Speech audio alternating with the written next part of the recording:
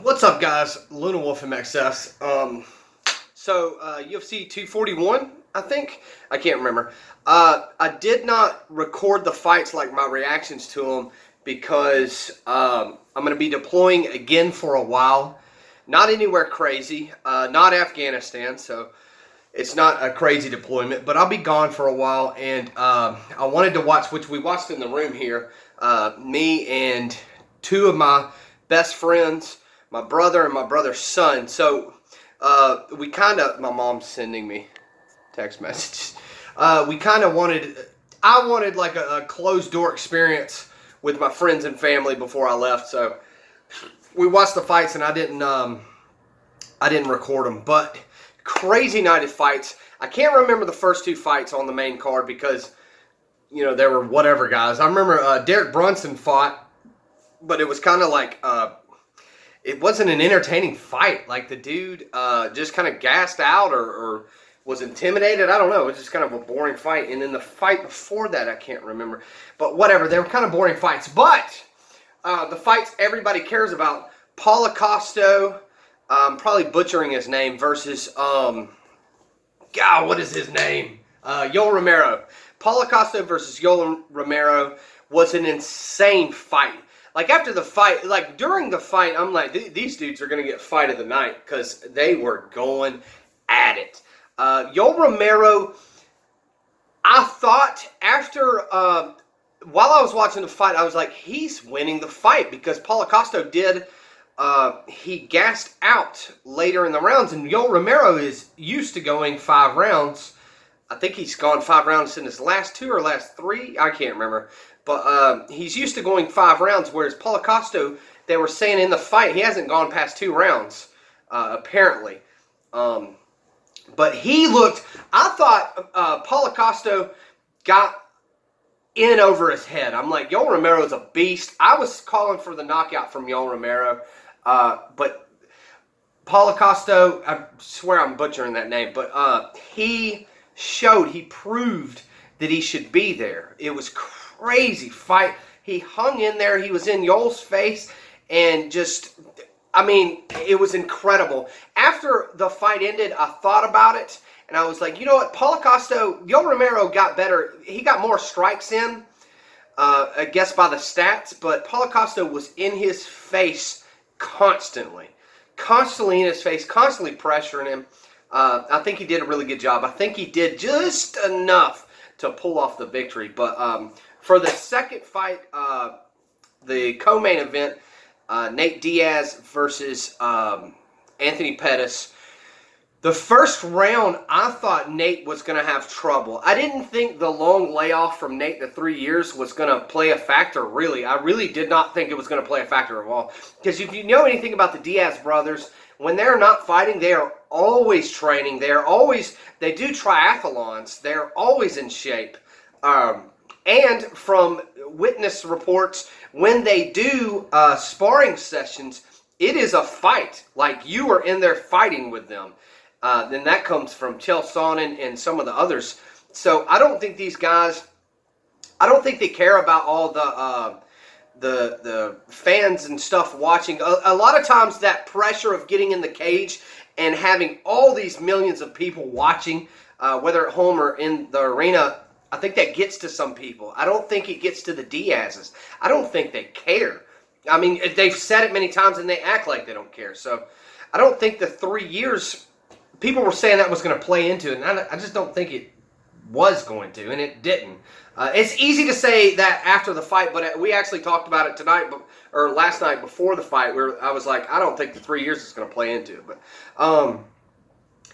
I thought Nate Diaz was going to have a lot of trouble in the beginning because Anthony was able to keep his reach, and the leg kick was slightly affected, even though he missed a couple leg kicks, and when he would leg kick, Nate Diaz would move in on him. And I was like, whoa, that's going to be dangerous for Pettis if he keeps missing those leg kicks and Diaz moves in and gets shots. Apparently, they're saying that Anthony Pettis broke his foot. And I don't want to say they're using that as an excuse, but it kind of is an excuse. Like, sure, you can't kick anymore, but Nate Diaz also was overpowering Anthony Pettis on the ground and in the clinch and boxing.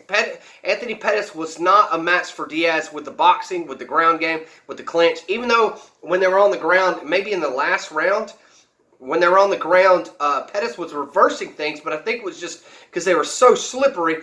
But Nate Diaz just showed that he was in no way scared of this guy on the ground. He would slip, and he was fluid on the ground. So if he tried a submission and then Pettis got on top, he just looked relaxed. He was like, well, I'm just going to try and reverse this. He did not care whatsoever. Duke Rufus said that Anthony Pettis was going to submit multiple times. Said Anthony Pettis was going to submit Nate Diaz, and that's just laughable. But yeah, so it was a great fight.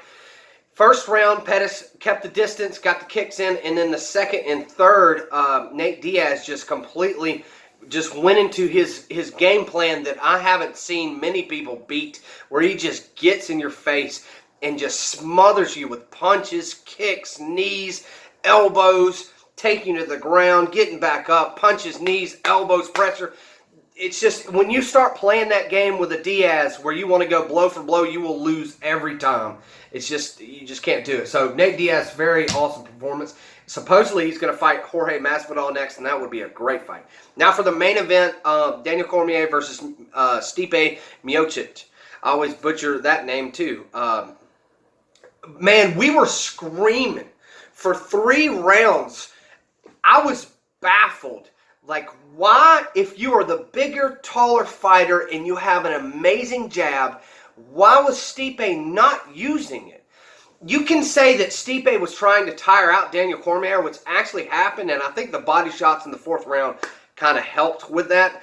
But Stipe was eating some bombs to stay in tight with Daniel Cormier, which is, you just don't want to do that, especially in your last fight getting knocked out. I don't know if he had something to prove. I don't know if he wanted to prove that he could take those shots.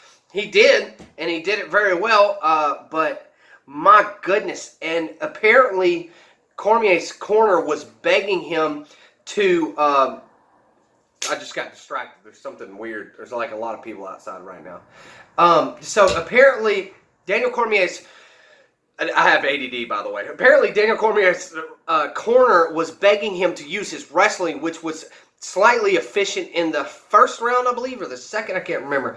But Cormier got punch drunk, basically, to where he just wanted to stand up because he thought he was doing damage on Stipe.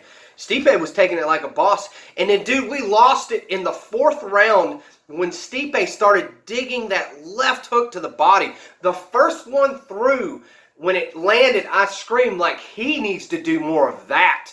That is insane. Like, he was digging that left hook into the body. Old school boxing, the comeback was amazing. Like, that was an amazing fight just because Stipe got beat up so bad, and then he corrected himself and started digging that left hook. That is some old school boxing techniques. I think he kind of knew Cormier wants to box, so I'm going to outbox him. I'm going to just go in fearless and outbox him. He started digging that left hook in. And, you know, one of my buddies said that, well, he's fat, you know, in the front, he's thick, so he could probably take those. And I'm thinking the way he was just digging them in, landing them over and over again to the liver, there's no way. Nobody could sit there and take a shot from a heavyweight like that. I don't care who you are. If they sit there and just start landing that left hook to your body, it's eventually going to be over. And Cormier showed, you know, he had his hands low in the fight, but when Stipe started throwing that to the body, you could see he would drop his hand and hold it there, and I'm like, that is hurting him. He needs to do more of that. And it was crazy because he started going up top to get Cormier to put his hands up, and then just bam, left hook to the body. I believe, you know, he would eventually dropped him with the body shots, but he hit him with a really nice body shot at the end. Cormier covered up and showed that he was hurt, and I think Stipe could have just sat back and kept digging that and dropped Cormier, but he saw that Cormier was hurt, wasn't going to guard his face, jumped in and just obliterated him. Completely obliterated him. I was so excited. I like Daniel Cormier.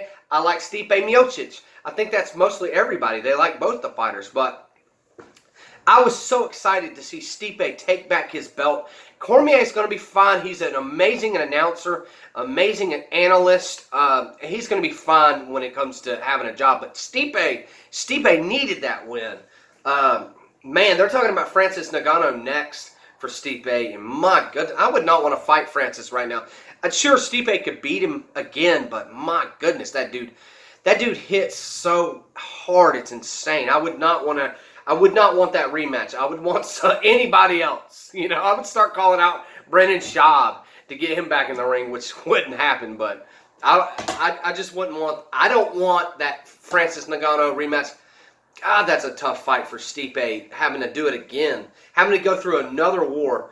That'll be his like third or fourth war in the past couple of years. But anyways, let me know what you think down in the comments. I hate going over 10 minutes, which I just did, because usually people drag things out over 10 minutes to get extra ad revenue. I've said this many times in the past. Half the time I don't even monetize my videos anymore, but whatever. Let me know what you thought in the comments. I want to apologize to the first 2 fights on the main card because they just weren't memorable. The last 3 were amazing. It was so worth how much they charged for the pay-per-view to see those last 3 fights, especially the Yoel Romero Paulo Costa fight. Because I mean, we were just constantly up and down, just like, all right, watching, oh, like that. It was crazy. But anyways, appreciate y'all watching. Let me know what you think in the comments. Check me out on the streets.